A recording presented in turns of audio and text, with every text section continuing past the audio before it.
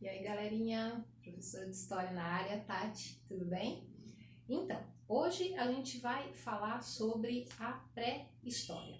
Claro que é um assunto muito extenso, é muita coisa para a gente falar. A gente vai tentar resumir aqui os pontos mais importantes daquilo que a gente vai precisar até para dar continuidade nos estudos, né? Primeira coisa, quando a gente fala de pré-história, já está no nome. Esse pré ali na frente, ele já dá um entendimento para a gente que é uma coisa que aconteceu antes da história. Então, se existe uma divisão de pré-história e história, é porque aconteceu alguma coisa ali no meio que separou uma coisa da outra. E daí a gente se pega pensando o que terá sido esse acontecimento tão importante para que a gente tenha separado a pré-história da história. Aí a gente pode pensar, como alguns até já responderam em sala, quando a gente tratou sobre isso. Será que foi a descoberta do fogo ou o domínio do fogo que fez com que houvesse essa separação?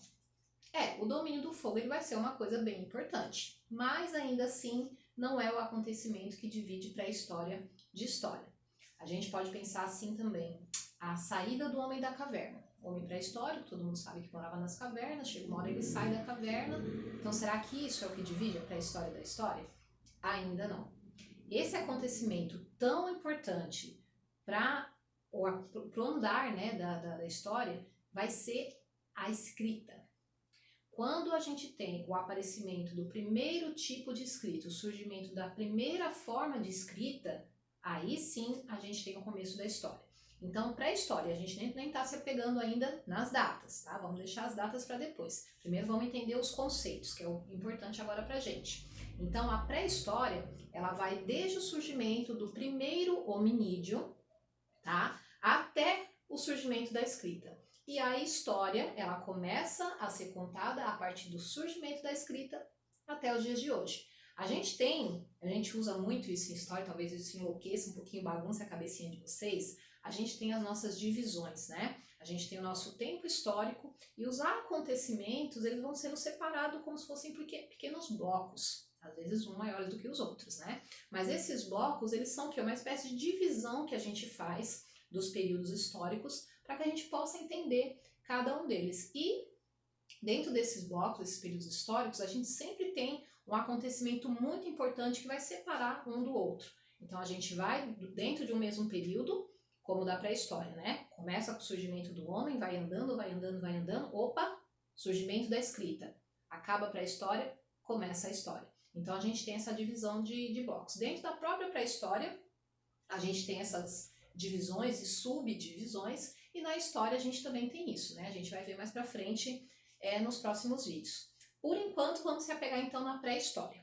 Então a gente já entendeu que esse período que a gente vai estudar vai desde o surgimento do primeiro hominídeo até o surgimento da escrita. Então vamos entender aí o surgimento desse primeiro hominídeo. Claro que aqui, gente, a gente está tratando de um assunto que costuma ser bem sensível para algumas pessoas, um assunto que pode ser muito conflituoso, vamos dizer assim, que são as teorias da criação. Claro que a gente tem dois tipos de teoria. Uma teoria, que é a teoria criacionista, que é aquela teoria que normalmente a gente acaba colocando as questões religiosas, a questão da existência de Deus, de que Deus tenha feito o homem, o Adão, que da costela de Adão tenha surgido Eva, enfim, a gente acaba colocando a questão da religião nessa questão do criacionismo, que é a teoria da criação. Essa que a gente vai usar em história, a gente acaba usando uma outra teoria, que é a teoria da evolução.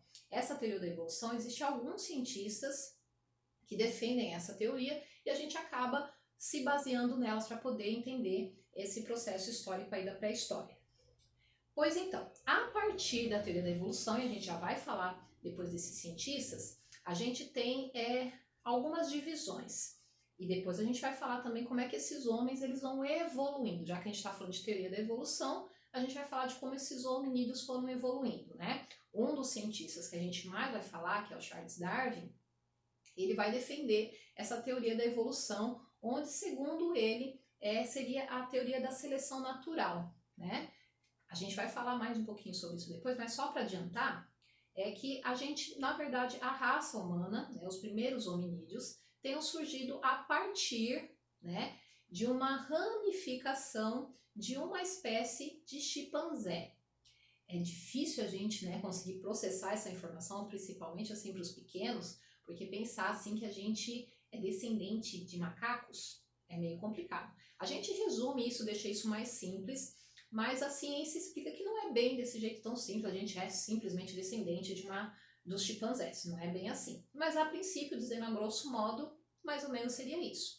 O fato é que a pré-história vai colocar o surgimento desses hominídeos, que agora não são considerados mais macacos, dos primeiros hominídeos, tá? Esses primeiros que a gente vai até falar depois, ele ganha o nome de Australopithecus. O que seria esse Australopithecus? O austral, se a gente for dividir a palavrinha, o austral fica sul, que é uma coisa relacionada a sul, olhando para cima, não é sul, né, que seria a parte de baixo ali do hemisfério, e o Pithecus seria macaco.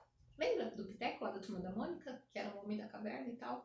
Então, esse Australopithecus, traduzindo macaco do sul, ele seria o primeiro tipo de hominídeo que vai surgir nesse processo de evolução.